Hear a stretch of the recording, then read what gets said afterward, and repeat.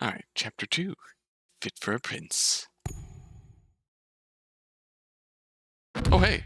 Ari! Finally! Jen, yes, hi. I assume you've been worrying and... Now we're good. Marcus recalibrated the portal so we could watch you. Nice move pointing out the mandate's circular logic, by the way.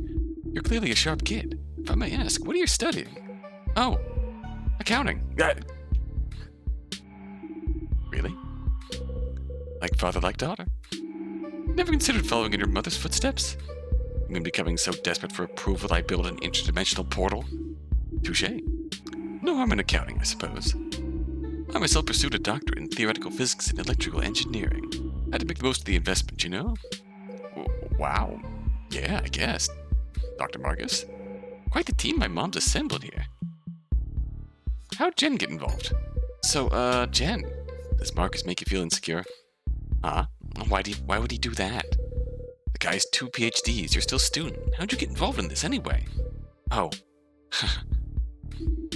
Does she still not know? No, I was trying to save my last vestiges of being normal. Listen, Ari, I first graduated years ago, when I was 16. What? Degrees in philosophy, physics, and political science. The 3 Ps. Good God, lady. No wonder you're going to all the parties now. You don't even go here. What the heck? Well, the physics was quantum physics, but I don't want to say that because it ruined my Ps. Good God.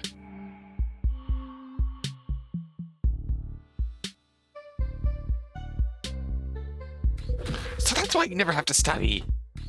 Bingo. I enrolled again for the things I missed the first go-round. Mainly parties. Another P. Good God, girl. Learn Jen's secret. Well, her other secret. Oh. Okay, time for my supremely unqualified self to return to Mom. Wait! Before you go, your phone's been going off like crazy. Maybe, check it? Oh. Oh! Oh God, I missed 20 messages from Dad! What's going on? Where are you? Why aren't you responding, dear? Dear? Yeah, I need to deal with this. Hey, Dad, I assume you're busy again, but, want to follow up. Been keeping an eye on Mom. She's still in the intelligible realm, but she's okay. She got there through a lab behind a bookcase at my school. Yeah, just normal things. This is a lab behind a bookcase at my school. Sounds pretty weird, but not like that. Anyways, I'm gonna go get the gate open so she can come back. I'll get her out. Everything will be fine, promise. Bye. Well, that should be settled. You really think he'll stay out of it? I mean, if Socrates is anything like Pythia. That is nothing like Mom. When she first went into politics, he couldn't understand why. Yeah. Socrates' lack of support for my career choices is like number 3 on Pythia's top 10 historical grievances. Didn't he also debate all those philosophers? Seems like something she'd totally do. Okay, sure, but what's he gonna do? Come all the way from New York City? I only have the mental bandwidth to worry about one parent. Come on then, we're rooting for you. There you are. How you doing, Mom? Find a sandwich shop? No. Philosophers apparently can't cook. But luckily, here, the idea of a sandwich is as nutritious as an actual sandwich. I just sit here thinking about food. Ah, there. I feel so much better. I had no idea it could work like that. I think having a corporeal person here is truly fascinating. Wait, I thought about food too much. Oh no, so many imaginary calories. Oh dear. However, did you choose the next philosopher? That's probably the best way to distract her. Niccolo Machiavelli, you may approach. Oh boy. You've got to be kidding. I assure you, there's nothing humorous about this situation. Niccolo Machiavelli was an Italian nobleman, friend of Leonardo da Vinci and author of The Prince. His ideas are controversial, but you seem to find Confucius too optimistic, so I will choose to take that as a compliment. I say what others will not. Yeah, no, have fun, Adney. Again? Mom, really, you can't just dismiss... Pumpkin, I appreciate your optimism in engaging with different worldviews, but there isn't a politician alive who doesn't know the name Machiavelli. Just imagine the attack I had to talk word run if we knew we'd met. It always comes back to the campaign. Always. Fine, guess I'm handling this one as well. Really? I'm to face this small child. Look up a picture of Niccolo Machiavelli. That's eerily accurate. That's surprisingly accurate depiction. And he's got an attitude. Confucius was chill enough, I forgot how wacky some of these philosophers can be. Very well. I shall wipe the floor with this naive girl. Then perhaps you will all appreciate my ideas. I'm not naive. My father and I have debated countless more philosophers, and you believe such experience is relevant? My. I will bring you to the truth of the matter, and these repeated fantasies. The primary purpose of all government is to provide stability. To distribute power among the many, or even the few, is to invite disunity and disorder. Clearly it is best that a single monarch, the prince, maintains the state. During my time, Italy was leaderless, lawless and beaten, ruined in every way. Families, guilds, priests, and merchants all fought for influence over councils and committees. For years I participated in the Florentine Republic, only to see it fall to the Medici family upon return. That's why you advocate for a singular leader. Si, signora.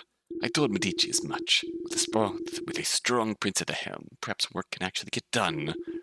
Nothing is more important than the stability of the state. Stability first, alright. Well, this isn't too bad so far. It's only 3 statements. It's 3 statements because he's only presented the very surface. Basic argument for monarchy. That's not even specific to Machiavelli. He's holding back. Novice listens for the novice. I should get questioning then. Figure out what's hidden here. Alright. Can you clarify this? The government's job is to establish and enforce laws. By doing so, it establishes its domain. Within that domain, it must establish order. Can you back this up? People tend to remain content as long as life remains predictable. But predictable life requires a stable and secure state. Plans tend to crumble when governments collapse. Connection? This establishes the primary purpose of government, which directly leads into how we must structure that government. Fair enough. Alright, can you clarify this? When you need multiple people to decide anything, you most likely decide nothing. Congress.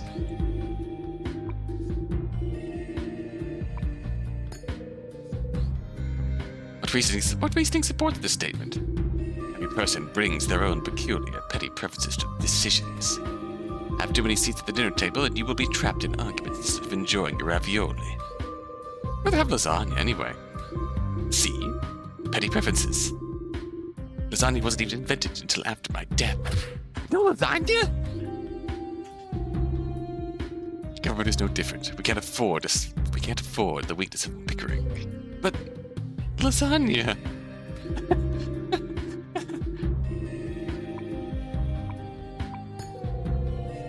How is this connected to the rest of your argument? And the lasagna. In your time, the power of the masses is exalted. This must be countered. Establishing the chaos brought by many voices helps us see the strength of one, no?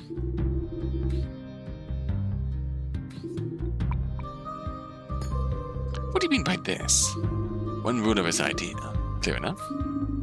The single monarch ideal was fairly common in history. Thomas Hobbes and Thomas Aquinas were 2 notable supporters. A hit talking point at the Tom convention. Well, Thomas More certainly wasn't a fan. He was beheaded as a result. More like Thomas No More, then. Okay, let's get back to the questions.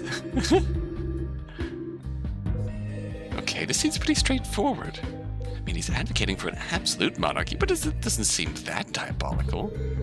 What lets the monarchy be absolute? Puppies. You need to ask follow-up questions, Pumpkin. Don't let these ideas stand unexamined. Right. What evidence this needs backing. If many voices introduce discord, one voice does the opposite. The monarch provides a clear figurehead for all, one who can act decisively and efficiently. Is efficiency that important? Isn't it worth taking a little time to loop people in? and affairs of state. Threats have to be dealt with immediately. Like tuberculosis, if you wait until symptoms are apparent, it is already too late. Interesting. Seems like a core assumption. Something that should be in your argument. My mouse is acting up if I occasionally jump over dialogue. Just paranoid about that. Yeah, like did it again. Backing statement.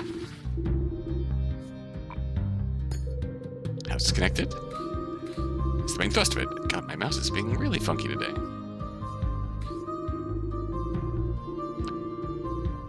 Without distraction or restriction. Concerning. What do you mean by all that must be done? God dang it. Nothing holding the prince back from strengthening the state.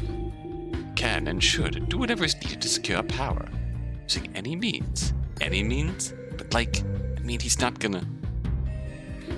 Not going to what? Torture? Murder? Assolutamente?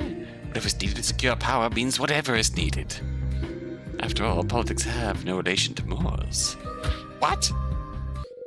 Wait. We can't really be arguing the ideal government is one that discards all morals. We not only can, we are. The great thinker Ibn Khaldun once said the government's role is to prevent injustices other than those it commits itself. But the injustices of the world are great, so the princes must be even greater. Being noble in a world without nobility will only end in tragedy. But... Enough. We'll proceed to the more advanced lessons. Oh shit, alright. Treachery has always been an element of politics. The prince must act accordingly. A strong hand is required to instill order, or otherwise chaos would take hold. Many morals, however, get in the way of strengthening the realm. The prince must discard such principles and put the needs of the state above the needs of the people. Do you see now, girl? If anything, your love of moral philosophy would disqualify you from leadership. Oof! To remain in power, the prince must be prepared to do anything. Well, damn. I didn't realize Sith was a valid philosophy in the intelligible realm. See what I mean, Adney? Machiavelli's philosophy is the template for countless despots and war criminals. Are these really ideals you want to entertain? Funny. I was just thinking about how similar this is to what you said earlier. What? The high road doesn't work. If you believe that, then why shouldn't we take the lowest? Whatever you need to win, right? Seems to me his ideas might have a pull on any cynic. Might even adopt some of his behaviors without realizing. So you find my philosophy disturbing. This much is clear. Can you find logical fault in it? Why don't we find out? Let's go, Niccolo.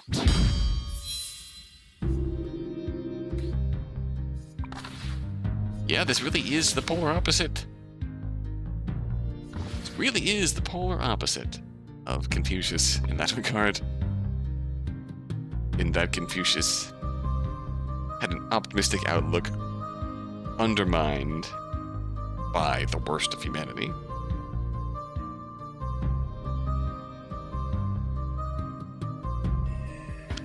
And Machiavelli is very clearly expecting the worst. Alright. Clarify. No amount of nobility can save a king from a knife in the back. The leader must be a cunning fox and recognize such traps before they are sprung.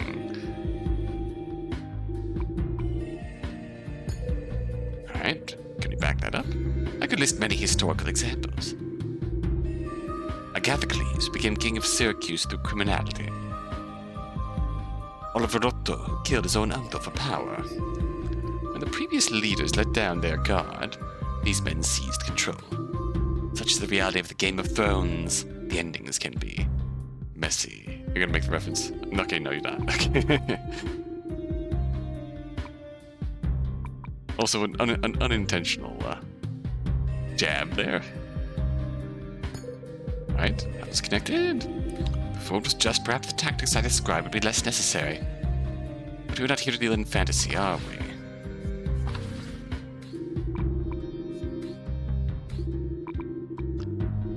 Strong hand. Alright, clarify. In order to create security, the prince must deal with problems as a ferocious lion, striking without reservation. Might makes right, and the prince must always be right.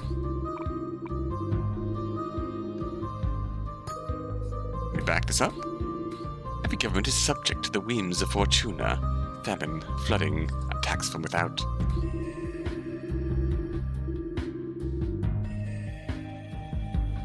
The prince must have the will to defeat these whims, otherwise the state will collapse. To this end, there is nothing more important than the development of the army, constantly preparing for war. But from without. At the same time, the prince must have the strength of arms to control his own people, attacks from within. Without adequate constraints on his subjects, he will be deposed. There is always someone who believes they would make a better prince. That's from within. Alright.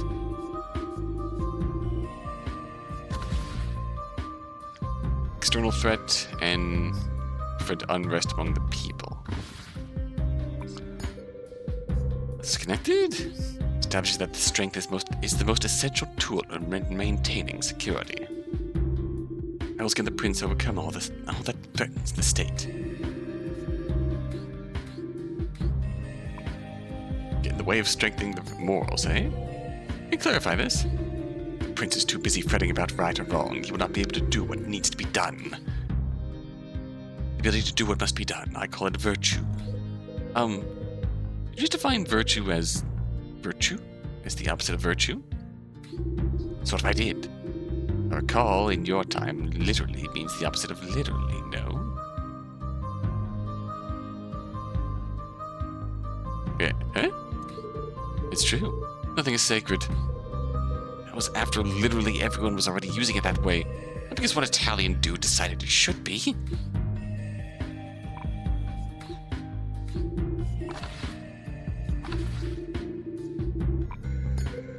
Alright, what are these? Morals? Generosity, honesty, kindness. Such values are shackles. Without them, the prince is better equipped to protect his power. The right thing is often not in the state's interest. For example, social welfare leads to greater comfort for citizens. A compassionate prince may find this appealing. But a kind prince will also keep the peace with an ally fall into hard times, honor historical treaties, and leave them undisturbed. This prince would wind up destitute, coffers dry, defenses broken, his people crying for programs he can no longer support. Don't spend your own money. Invade other countries. Take their money and spend that instead. Naturally.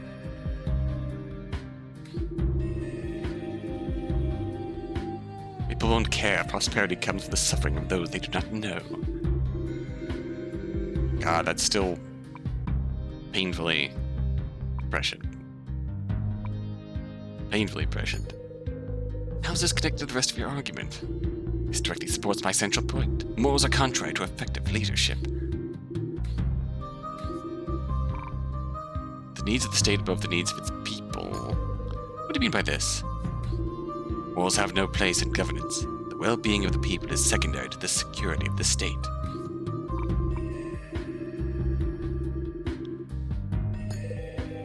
Alright, backing. My previous statement support this, no? A prince who rules without mercy is a prince who keeps the throne. How's this connected? That is this is the summation of my argument. It is not enough to have strength, you must have no qualms about using it. I feel like we need to challenge this. You should admit defeat now, girl. Pretty or not, this is the most stable form of government. He's trying to present a logical argument for merciless dictatorships. There's plenty of those in history. What's defeated them in the past? Turn his twisted Star Wars logic against him. God, my mouse is really going mad.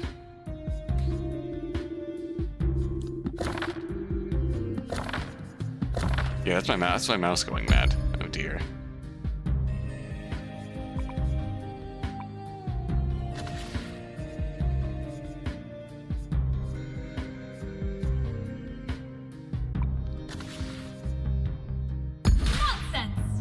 Oh, Machiavelli. Such tactics wouldn't create stability at all. Ha! You must be more targeted than that to strike true, girl. What instability do you see? What have I failed to account for? The prince will face many threats after all, so his grip must be relentless. Okay. So he thinks this challenge isn't specific enough to land. Let's see if I can find another idea of his that provides a more direct contradiction. Needs of the state above the needs of the people. people.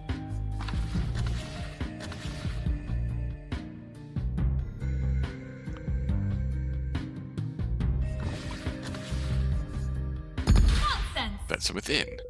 Machiavelli, you claim the job of a ruler is to establish stability, correct? Nonsense! Wait, what? What just happened there?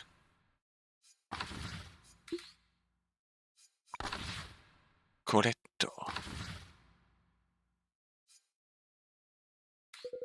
In order to establish stability, a ruler must be ruthless. Indeed, the prince must play both the cunning fox and the ferocious lion. Such is the only way to defeat Fortuna. The whims of fortune. Right. So tell me, Machiavelli, while defeating the whims of fortune, can you also defeat the whims of your people? What? Machiavelli, you say rulers should be dishonest and treacherous when it serves. They must enforce their will with strength, rule with an iron fist. The strength of a single prince is limited, and as the prince expands his domain and seizes the resources as you advise, the number of subjects will grow. What stops the people from mustering all their strength to overthrow him? Such a turn of events seems highly likely, if not inevitable. Excellent observation, Ariadne. History has countless examples of deposed tyrants. Exactly. Time and time again, despotic rulers have come to power. Eventually, people realize they, together, have more power than those who lord over them. No single fist is irony enough to take on an entire population. Not even the most ironic fist. That's not what ironic. The ironic fist. That's just the story of the old Netflix show. People rise up. No. How foolish a leader would have to be to let that happen. But it's happened time and time again. Because rulers failed to deploy the correct methods to keep the masses in check. Allow me to explain the tools at the prince's disposal. Oh boy, fear! In order to prevent rebellion, the prince must ensure the people fear him. A few acts of merciless cruelty are needed to make the would-be rebels cower. But the prince must not be hated. To offset the ire of the people, he must maintain the personal appearance of justice. The prince must therefore do what is needed to recruit agents to enforce his will. Constantly reminded of the prince's power, peasants would not dare step out of line. Bene. You see, power breeds resentment. Hatred is gained as much by good works as by evil. Love and fear are both desirable, but if we must choose between them, it is far safer to be feared. Only when the people know you are strong will they follow your commands. Control requires fear.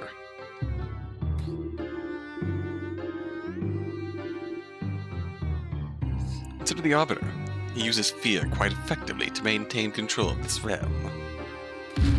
Excuse me, I absolutely do not use fear to rule. Ah, a superb demonstration. His yelling is very dramatic, see? And the skull mask, yes, quite intimidating. Right, but the mask is really ceremonial. It is how people know I hold my position. Machiavelli's just digging into this idea of ruling by fear. I learned long ago that people with such abhorrent ideas are not interested in rational debate. They argue for these positions because it offers some advantage to them. Power, control, or just the airtime and attention being awful gets them. Some, perhaps. As you said, you have before you the template. The prince is my defining work. I'm here to defend its influence. Well then, let's put your template to the test. Ooh. First time we're getting the Allegro version of the argument theme. I wasn't expecting guitars. Alright. Still very chill though. Ensure the people fear him. What do you mean by this? This idea that the people think the prince is great. It is essential that they know he must not be crossed. What evidence do you have to support this statement? My evidence will come shortly. Okay, but why not now? Because here I wish only for the full power of this concept to be felt. If you wish for elaboration, question my following statements. Fair enough. How it's connected? This is my overall point. The rest of my statements provide evidence and methodology. Starting with the conclusion. What a bad boy. Merciless cruelty. What do you mean by this? If you torture and execute a few citizens, others will think twice before starting the rebellions you mention. Oh yes, just a few wanton torture. Just a few wanton executions, you know how it goes. If injury has to be done to a man, it should be so severe, vengeance need not be feared. That's terrible. Why not just be kinder? Like punishments do little to stem the tide of disrespect. Decisively up front, you need no further cruelty later. No one else will risk the same fate. Alright, could you back that up? Love is a bond of obligation these miserable creatures break whenever it suits them to do so. But fear holds them fast by a dread of punishment that never passes. Once again, behold the arbiter. When one of us disrespects the rules of fate, he quickly disciplines us. Don't be a you thief bro. Know what you don't know. Good old you thief bro still getting buried. Please stop using me as an example. I don't rule with fear. You did hold my daughter and my ex hostage last time they were here. I did not hold them hostage. I gave them another chance to live. The character implications are completely different. If you insist, Arbiter, it's not our place to disagree with you. Okay, exactly. Wait, no!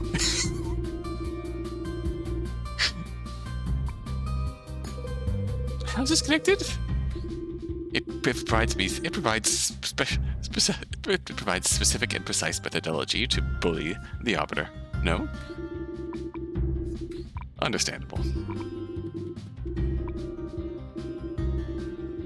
Personal appearance of justice. What do you mean by this? While the prince should be ruthless in practice, he can still create an aura of kindness. Those who want to kill him are less likely to act if they believe doing so would be unpopular.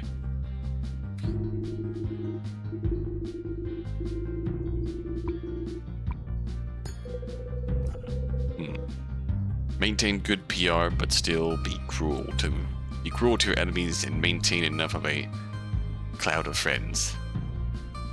Sport. As a public figure, everyone has a broad impression of you, but few see who you really are. So it is less important that the prince possesses virtuous qualities and more that he seems to possess them. Pope Alexander VI never did anything but trick people, made grand promises, but never kept them. People still followed him. Ferdinand of Aragon kept preaching peace and trust and living the opposite. I'm sure there are examples of your era as well. Though if they are truly effective, people will disagree on who they are.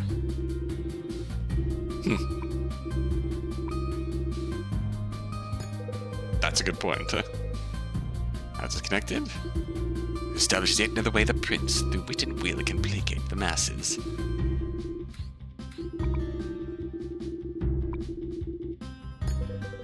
Do all that is needed. Last time you said something that vague, it meant torture and murder. It does not mean torture and murder here. Good to know! So what does it mean? The prince would ingratiate himself with agents in order to court them. Occasional reward, very occasional, no?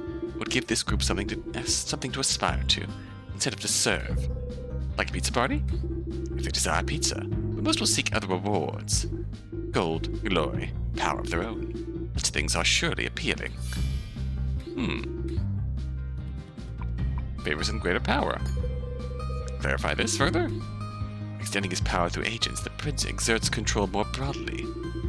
These agents will be won over with the power and privileges of their own positions. A little positive reinforcement for extending the prince's will.